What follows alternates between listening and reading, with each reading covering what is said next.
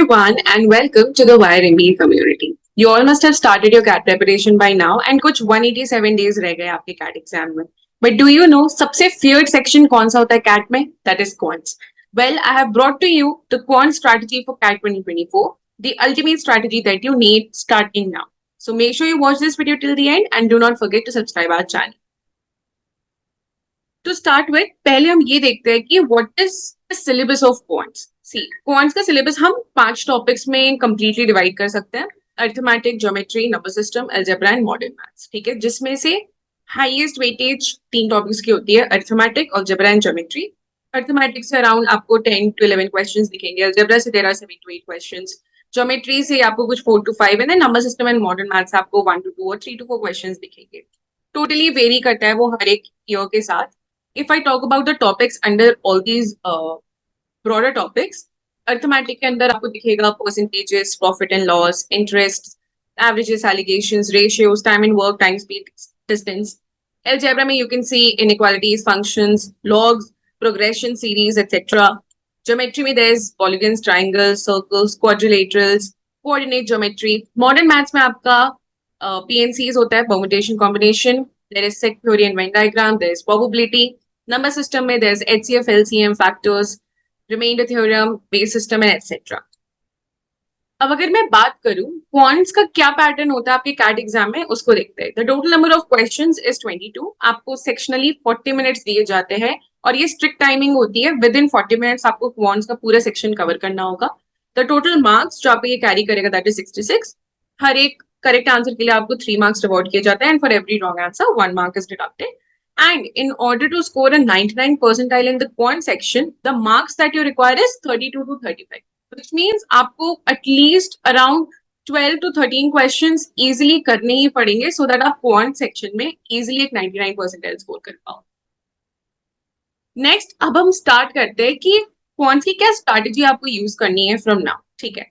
See, for quants, it's all about practice, practice and practice. Quants is not something जो आपने life में कभी नहीं किया है. Till your class 10th, जो कि नॉन मैथ्स बैकग्राउंड से है, उन्होंने क्लास 10 तक डेफिनेटली क्वांट्स किया ही हुआ है and this is just a repetition of what you are going to learn.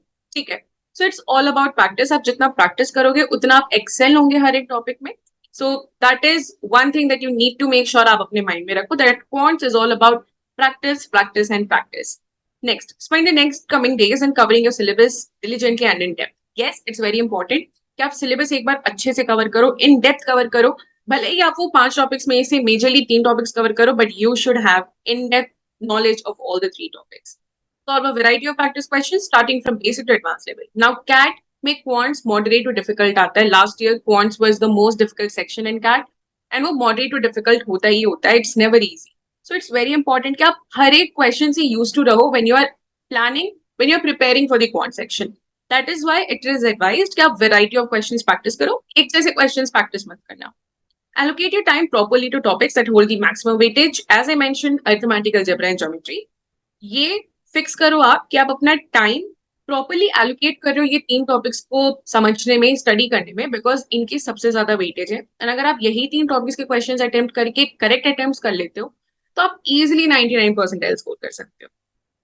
Next, keep revising the formulas time to time. It's very important कि आप फॉर्मूलाज को टाइम टू टाइम रिवाइज करते जाओ so that you don't miss out जब आप नए topics के questions attempt करना स्टार्ट करते हो.